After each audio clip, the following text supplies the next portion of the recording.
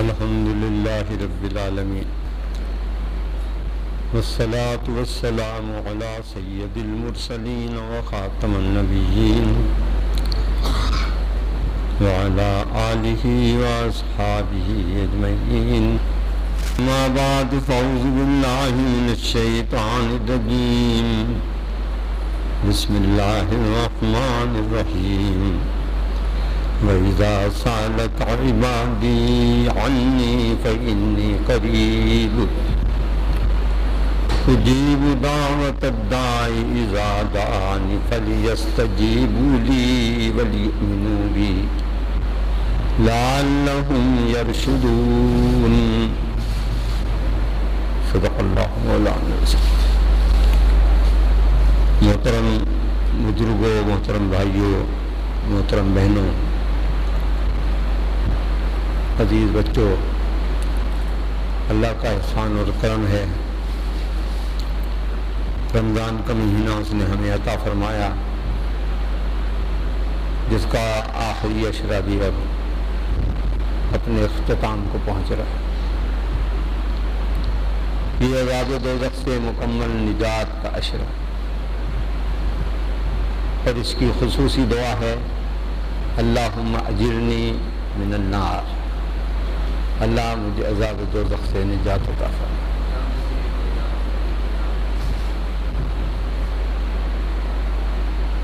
یہ مختصر ترین دعا ہے، اور دراصل ہماری تسکین نہیں ہوتی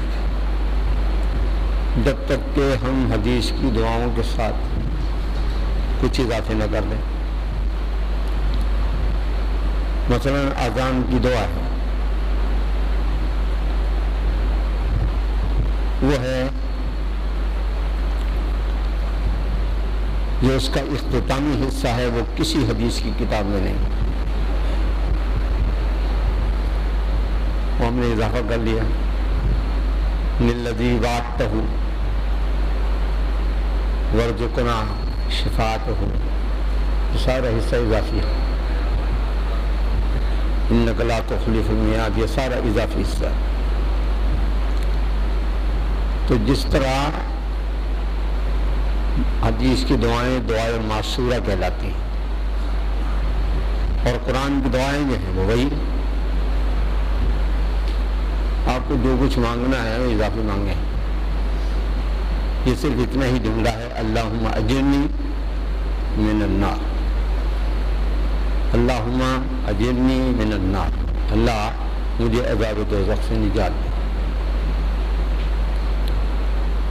اور نبی صلی اللہ علیہ وسلم نے اپنی 5 خصوصیات بیان کی. ان میں سے ایک خصوصیت جوامع الکلم، کہ اللہ نے مجھے گفتگو کرنے کی جامع ترین صفت عطا فرمائی ہے. دوسری خصوصیت میری یہ ہے کہ اللہ نے ساری روئے زمین کو میرے لیے مسجد بنا دیا ہے.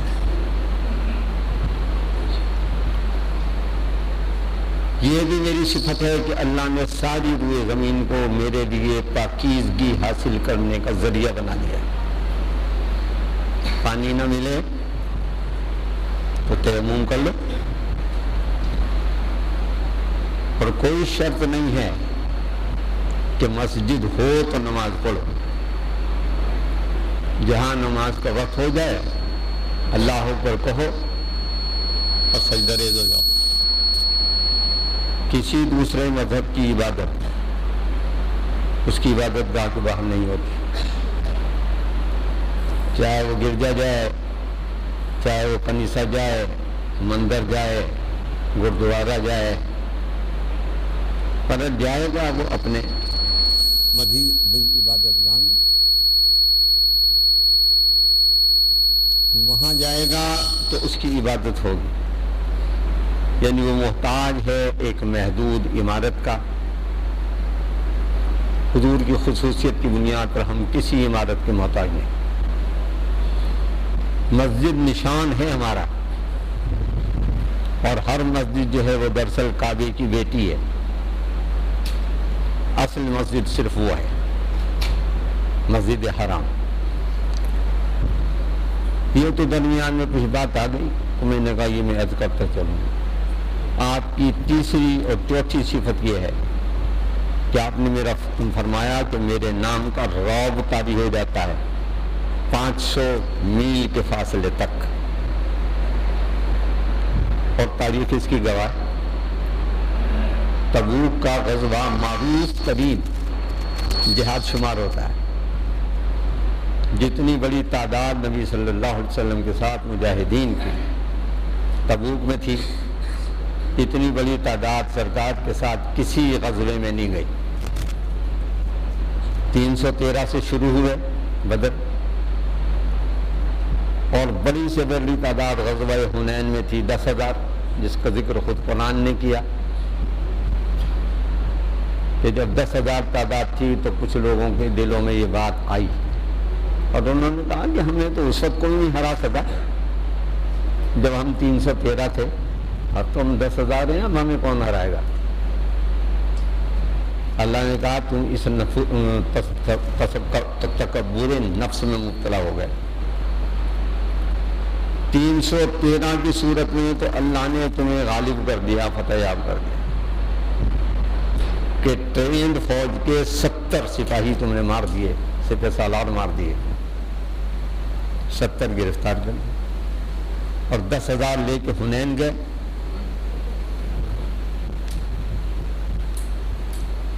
تو پہلے ہی حملے میں سارے بھاگ گئے. نبی صلی اللہ علیہ وسلم کے گرد 10-12 صحابہ کرام رضوان اللہ تعالی علیہم اجمعین رہ گئے تھے، جن میں 4 خلفائے راشدین بھی ہیں، 10 مبشرہ بھی ہیں. تو یہ تذکرہ تاریخ نہیں کر رہی، قرآن کر رہا ہے. کہ ہم چاہتے ہیں تو چھوٹی جماعتوں کو بڑی پر غالب کر دیتے ہیں. تو لہذا یہ بات بھی اس لیے میں نے بیان کی کہ حضور نے فرمایا میرا رعب طاری ہو جاتا ہے. 36,000 کا لشکر لے کے دوسرے ملک میں لڑائی کرنے جہاں آپ گئے تھے، وہ مدینے پر حملہ کرنے کے لیے 5 لاکھ کا لشکر مہیا کیے پڑا تھا. رومت الکبریٰ کا شہنشاہ ہرقل. اور جب اسے پتہ لگا کہ محمد صلی اللہ علیہ وسلم بنفس نفیس فوج کی قیادت کرتے ہوئے آ رہے ہیں تو بغیر لڑے بھیڑے چھوڑ کے بھاگ گیا، اور یہ کہتا ہوا گیا کہ اے شام اور مصر کی سرزمین، آئندہ ہمارے قدم کبھی تجھ پر نہیں آئیں گے. اور اس کے بعد رومت الکبریٰ کی سلطنت کو کبھی توفیق نہیں ہوئی کہ اپنے ان مقبوضات کو واپس لے سکیں.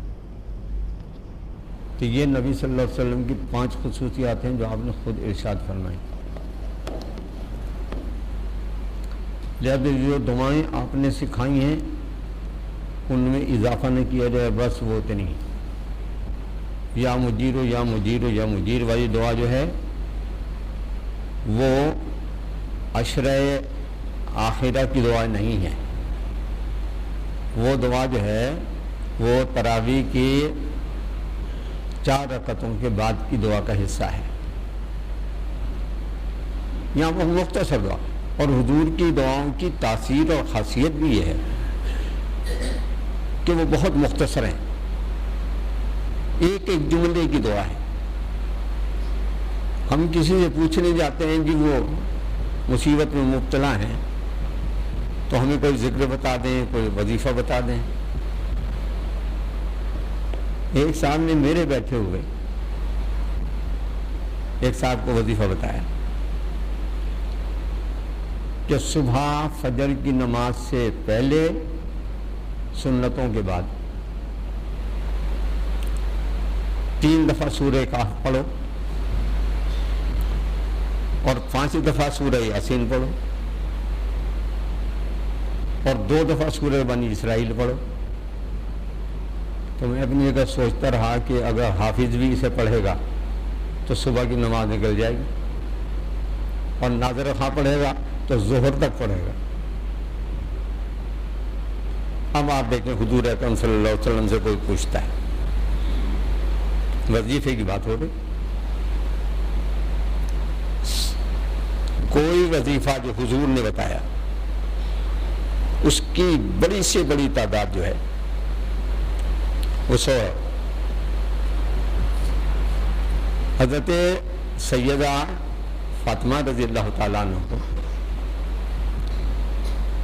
جب کہ وہ اپنی غربت کی شکایت کرنے آئی تھی، شوہر نے کہا تمہارے ابا کے پاس غلام آئے ہیں، وہ بٹ رہے ہیں، جاؤ نا تم بھی، چہیتی بیٹی ہو، ایک آدھ تمہیں بھی مل جائے گا، تمہارے ہاتھوں میں گھٹے پڑ گئے ہیں چکی پیستے پیستے، میرے سینے میں درد رہنے لگا ہے، پانی ڈھوتے ڈھوتے میرے مونڈھے کی کھال ایسی ہو گئی ہے جیسے اونٹ کے گردن کی کھال۔